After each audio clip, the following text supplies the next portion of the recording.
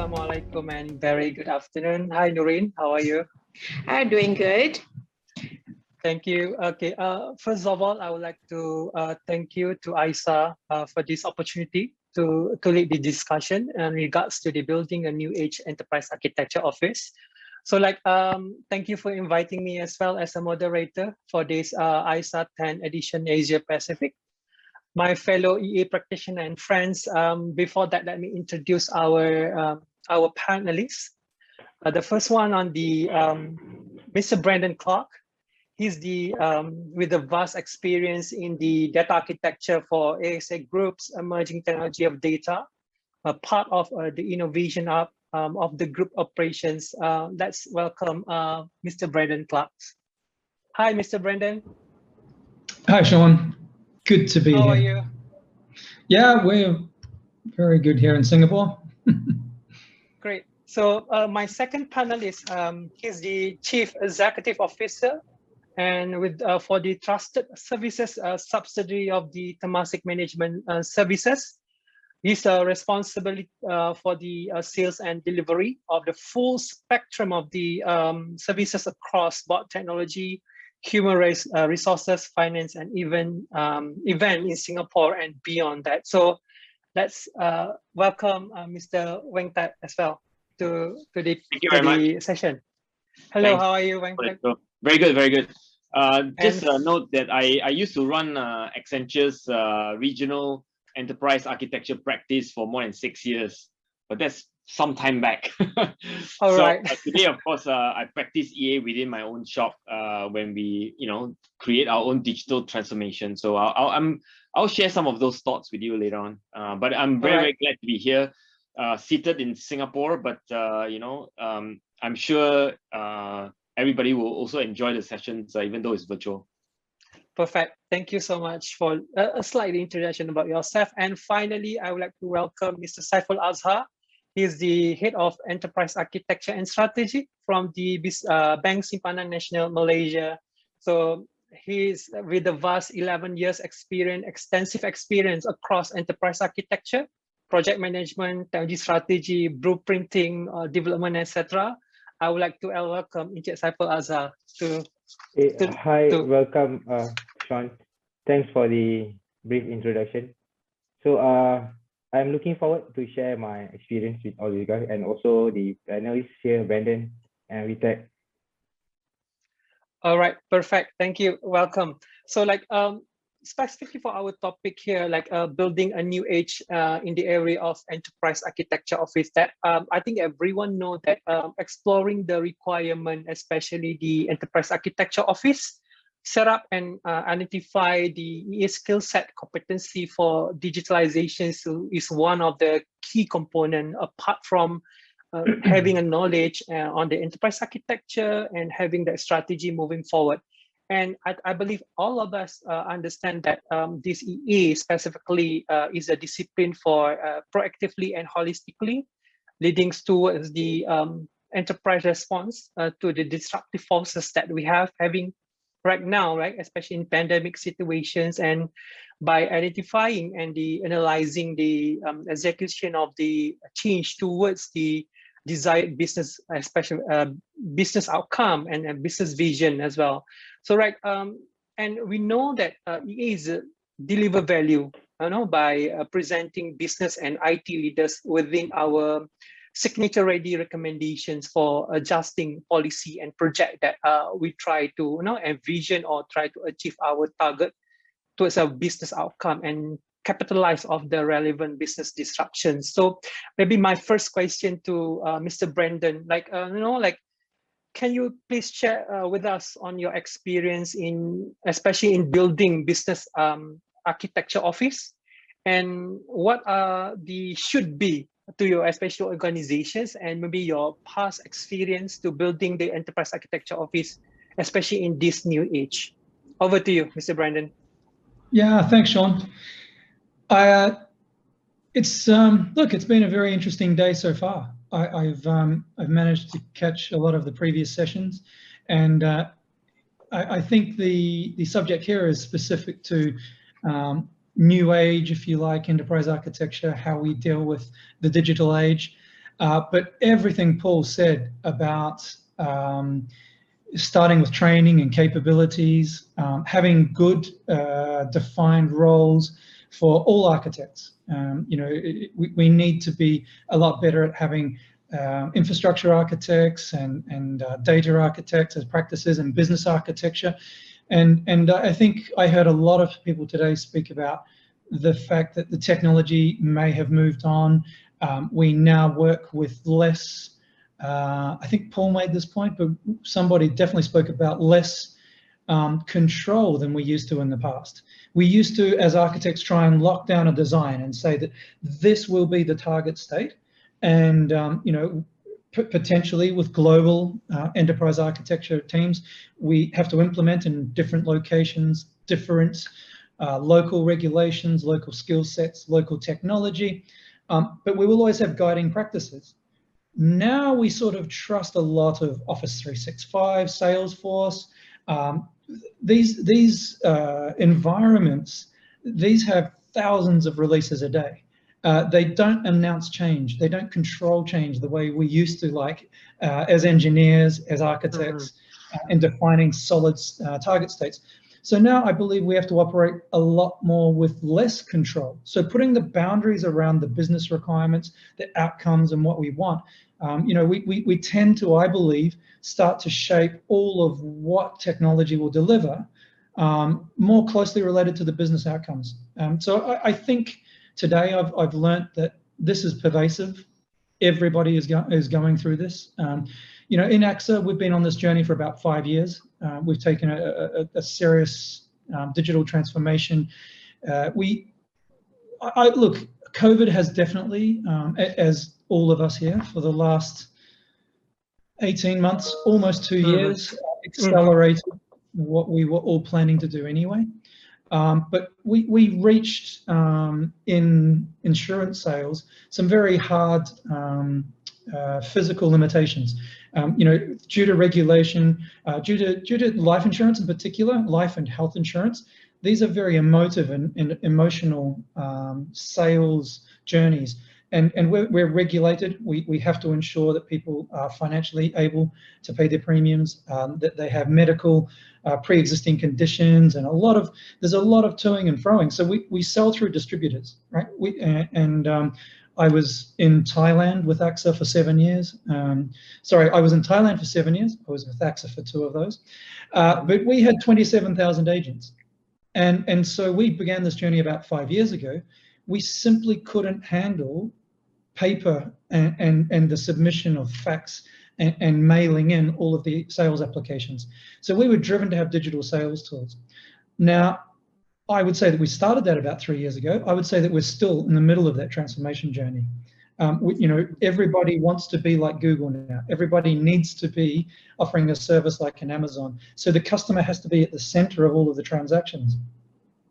So yeah, look, some of the key takeaways, I think governance and having these abilities to have good, strong technical knowledge within the organization that can talk to the business and guides. And several people talked today about guiding and almost coercing. Like, I think a good enterprise architect, you know, if I step back from this and think of the capability, I used to try in my team in Thailand to practice this all the time, and it was very hard to get people in Southeast Asia to say no, particularly to a superior, or in some cultures just to someone that's older than you. If the business person comes in and they're higher in the hierarchy, they say, we're going to do this. And enterprise architects need to have conviction and stand there and think of the long-term strategy and longer-term needs of the enterprise, not the tactical needs of the business. And I used to literally practice them to say no first. Now, it was always no, we can't, but we can come up with options and workarounds and alternatives. But if we always say yes to that immediate tactical, whoever yells first, whoever yells loudest, we don't progress along the strategic direction that we all need to and want to at the moment. Perfect. So like maybe I move to my second panelist. Like yeah, having said that, by having governance that Brandon mentioned just now, maybe to wait that. So like one of the key importance, especially to acceptance and buy-in from the leaders in building enterprise architecture, especially in this new way, new way of working or the new age. So like maybe you can share with us a bit like on your perspective and what is the evaluations of your EA practice in building the skill sets competency and also the acceptance from the business stakeholder, Mr. Venkat. Yeah. Thank you very much, Sean. Allow me to be philosophical for a few minutes. Sure. If you look at humanity, right? I mean, humankind, we have been building buildings, right? The physical buildings for, I guess if you take pyramids, 6,000 years plus minus, right? Yeah. And how many years have we been building application as humanity? 60. Okay, if you take Alan Turing's seminal paper as a starting point, right? I mean, computing and so on in the 50s, I guess 60. So 60 versus 6,000, right? If you look at the building code, right? Every country has a building code. They have architects, they have engineers, they have structural engineers, they have mechanical, electric, yada yada. They have bricklayers, they have contractors, and it's extremely complicated way. And today, if someone wants to build a building, you can sit down with an architect, probably in a few hours planning, software modeling, blah blah blah. You know how many bricks, how long it takes, how much it's going to cost, inflation adjusted, even, and so on and so forth, right? If someone wants to build a software and they say, well, what do you want? Well, maybe something better than Facebook. How do you estimate, right? How do you go about architecting this? How do you say what is yes, what is no, and so on, right? So now, if you think about the architectural world, there used to be a saying that it takes somebody who is more than 50-year-old before the person can be a very good architect, right? But if you look around us, okay, we call ourselves architect, right? Database architecture or whatever you call it. It's a bit of an oxymoron in a sense because, architecture is supposed to be wide, know enough of everything, but tying it and putting it together in such a beautiful, aesthetically pleasing way. And that's what an architect do, right? Because an architect knows everything and then put together in this whole, right? An engineer is what is good at depth, creating deep end of, network, databases, whatever it is, right? So, and database architect is an oxymoron, if you understand what I'm trying to say. Right? It shouldn't exist, right? Because it's not whole, it's just deep in. Okay, I mean, if you work on Oracle database and you're an architect there, okay, I understand, because your whole life is all about that, and that's your architectural work. Now, come back to your question. We have to understand a few things. One is the mega change that's happening in the 60 years of building applications. We are in this whiplash of change that is now hitting us, right? And so as an architect, we have an extremely difficult role because we are in the midst of this whiplash, right? Digital transformation is everywhere. Businesses are going bust or going boom because of COVID and whatever not. And so how do you, build competency of an enterprise architect in the midst of this storm, right? I mean, we're in the middle of the storm, right? So how do you do it? It's extremely difficult. I mean, and then humanity has only 60 years and there's really no degree you can go to. I mean, to say that I'm going to be a architect out of this, at the end of the architectural degree, right? Because you can, there's com science, but that's not really architecture, right? You can learn programming, but that's not architecture, right? So it's a difficult question because it's in the context of history, that question is extremely difficult. So now that I've set that context philosophically, I'll answer your question. Ultimately, it is a business thing. It's not an IT thing. It's driven from the top.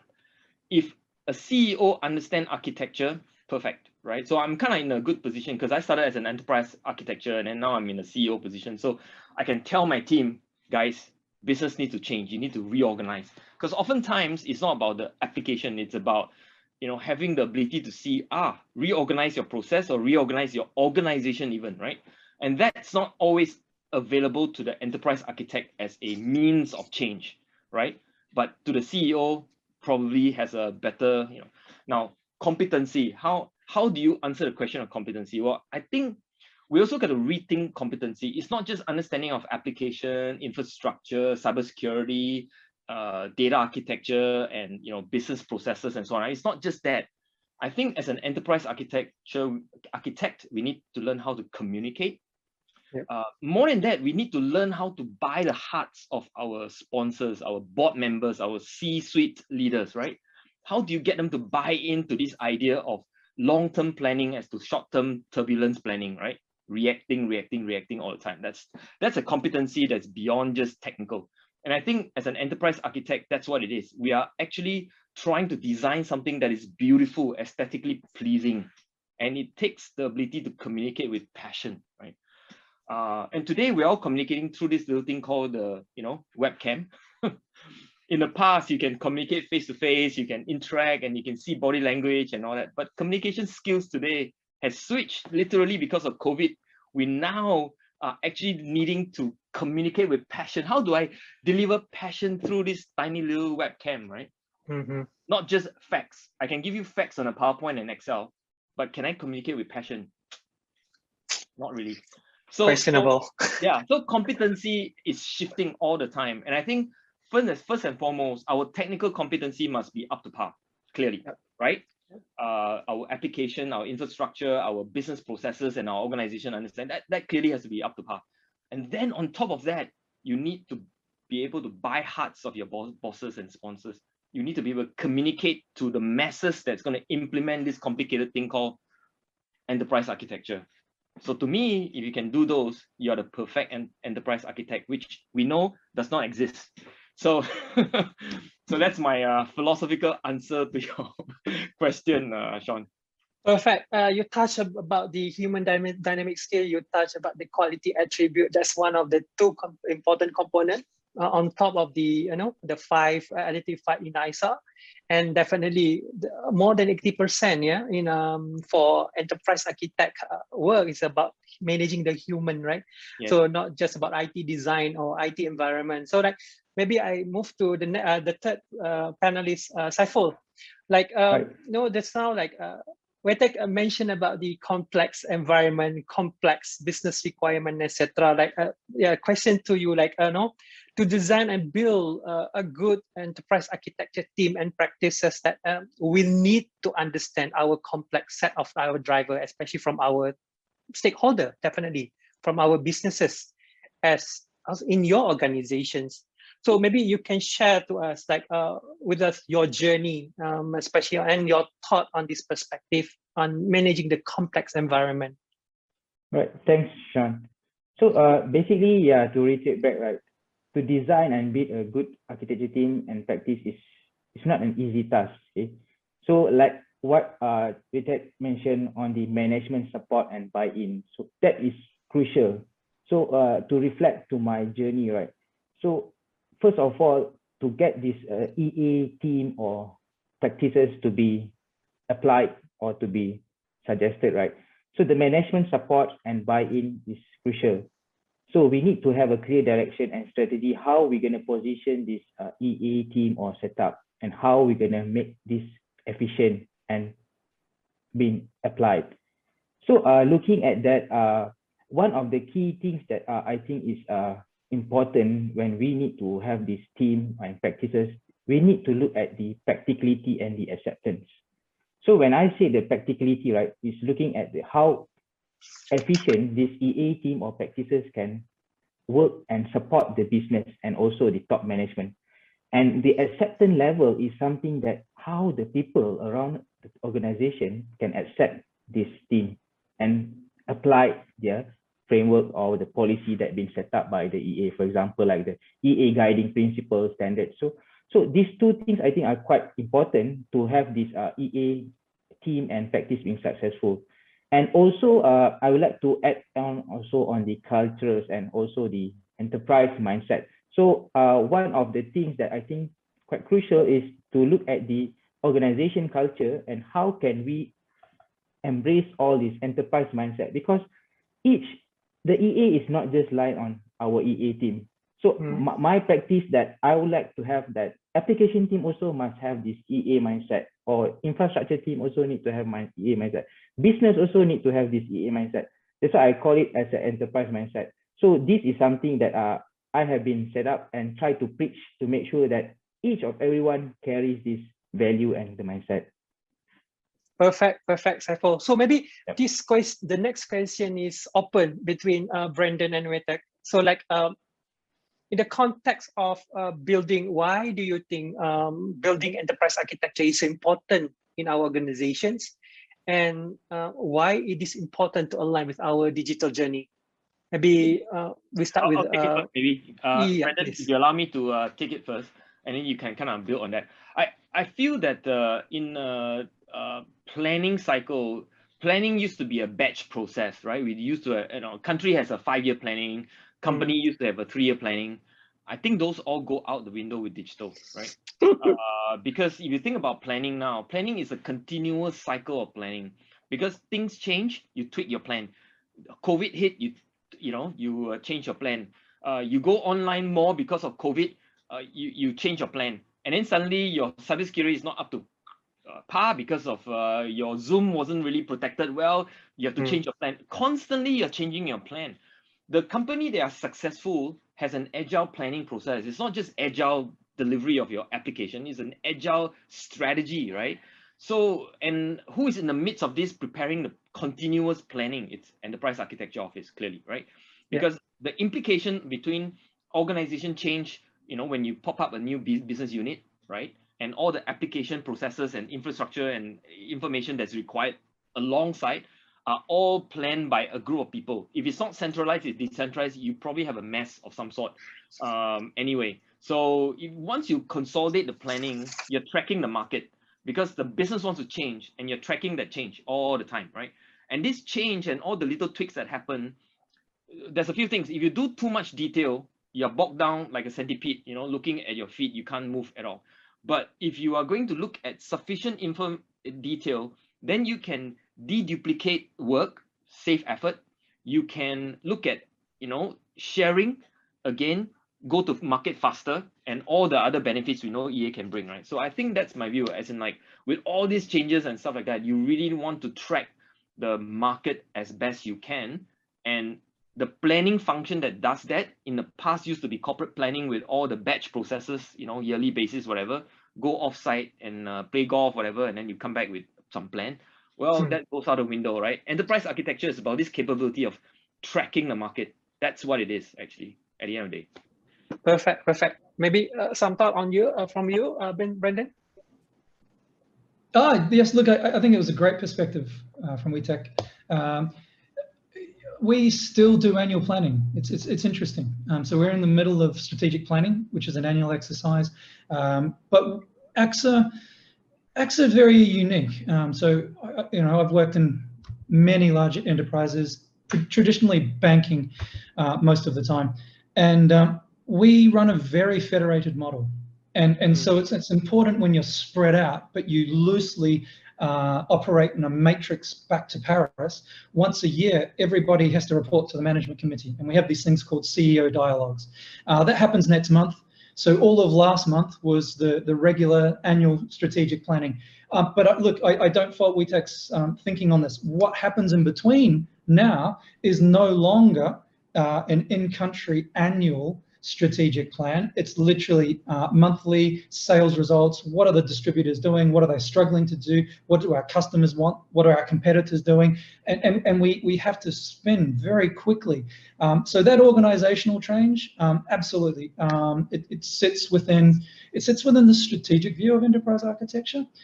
One thing that I didn't mention earlier, really, but one thing that a lot of people get wrong with enterprise architecture, and I've spoken at length with Aaron on this one, and we share the view, obviously. Enterprise architecture, and Wittek mentioned this, he mentioned it being the CEO and the enterprise architect, you have to operate within the right structure. So you can have your competency, but you must be structured right to affect business change. And in doing that, one thing that I always seek is authority. And I often see enterprise architecture teams sit under a CTO or a CIO down in the org chart, following the business decision making. And look, everyone's shaking their head. When that happens, and we still have that structure today in AXA, I'll be honest. When that happens, you end up being glorified solution architects. And the business comes to you with propositions and have already chosen the provider. They've already signed the contract. It's too late. So you know, just structure and authority are those two things that I look for which is really about business architecture again. Sean, yeah, sure. Again, I just want to make a correction to myself. I don't advocate a certain structure. I think all structure must be under a certain political structure or a certain organization structure. So like Brendan's case, there must be some reason for that, right or wrong in that case. I think EA needs to be designed for efficiency and effectiveness. And that means different structure in different organizations, just to make sure that I advocate certain structure. No, look, Wojtek, that's exactly what I meant. Having the authority as an enterprise architect to have the voice and to convince the business that we're talking the same. Yeah, I think we're talking about the same thing. Yeah. Perfect. So maybe to first, before I move to both of you, like maybe to Saiful first, like in looking at the several factors such as we talk about digital transformation, we talk about risk in our landscape, you know, the complex landscape that we have. We talk about to increase our competitions to our, we have our competitor, and we look into the needs of to modernize our technical foundations that we have currently in our organization. And the demand of talent is very important nowadays. Without looking at that perspective, definitely we lost our good talent or our definitely a good talents in our organization. Maybe you can share with us of your experience, especially to sustain a good and motivation EA talents into your organization, especially in BSA. Yep, thanks, Sean.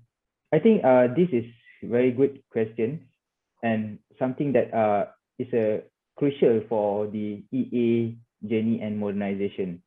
So when we talk about how can we sustain or support a good motivational EA talent in an organization, right? First, I think like what Brandon and also Wojtek mentioned we need to give them empowerment, meaning the authority to make decisions. So that is very crucial because some certain EA in an organization, right, they just able to flag or just to highlight what are the technology gaps or technical requirements, so on, to meet the business. But when it comes to the decision, it go back to the business head or business stakeholder, so on. But that kind of empowerment is not there. So that's why it go back to the structure of the EA. So what will be the best position to structure this EA? So some certain organization, EA will be outside of the IT or they will report direct to the CEO or board. And some organization, the EA is under the IT domain. So that is where the EA is just looking at IT, and we need to be helping the business to reach what business want.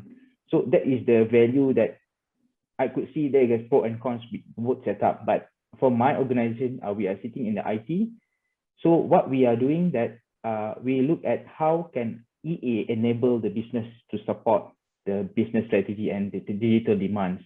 So when we talk about the talents to retain, I think again the supports and buy-in from the management, and also we need to empower this EA with the continuous trust and give them the authority to highlight and to be part of the example like a senior management board meeting to flag. EA need to be more visible from the organization point of view.